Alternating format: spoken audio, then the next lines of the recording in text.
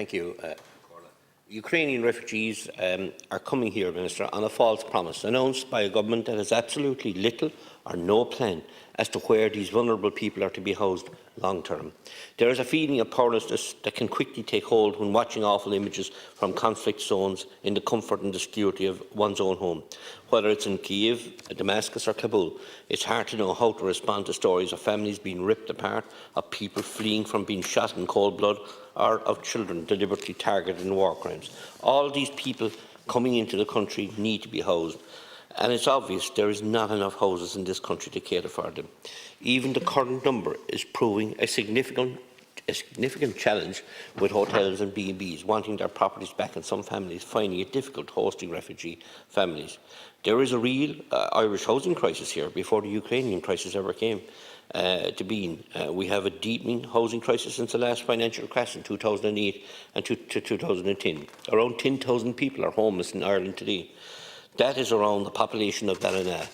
Around 120,000 are on local authority social housing waiting lists. People are expected to wait for a home under this scheme for at least 9 years on average. That is around the population of County Clare. Then there are around 7,000 people already in the direct provision system. All in all, when you add the numbers together, we already had about 137,000 people in this country prior to the Ukraine war waiting for a home.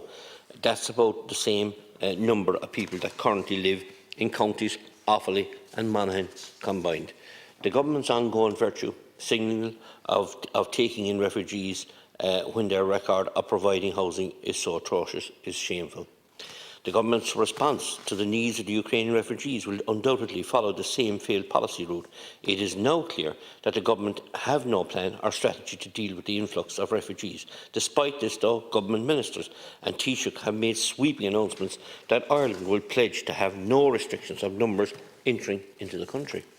This approach is not only letting down the refugees who are fleeing war, but it is also letting down our own people.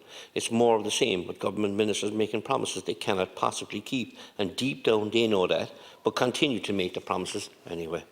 The Irish state has an appalling record when it comes to looking after vulnerable people in need of housing, and it looks like the path being paved by this government will make matters much worse still for everybody involved here. And I think, Minister, there was an opportunity here, and it's an opportunity I think has been missed, is the Ukrainians, the misfortunate people that are fleeing the terrors of their own country coming to this country. They haven't been given the opportunity to go to live in rural communities. And I can't understand why that is the case.